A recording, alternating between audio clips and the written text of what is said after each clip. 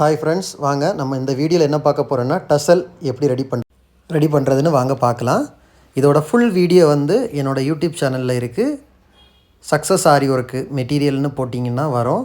So அதில் போய் full video பார்த்துக்கோங்க. இது வந்து அதை வந்து நான் வந்து ஷார்ட் வீடியோவாக ரெடி பண்ணியிருக்கிறேன். இது வந்து நம்ம டசல் ரெடி பண்ணுற ஃபுல் வீடியோ. 2 டைப் ஆஃப் டசல் நம்ம ரெடி பண்ணுறோம். ஒன்று ஸ்டோன் வச்சு, ஒன்று ஸ்டோன் வைக்காமல்.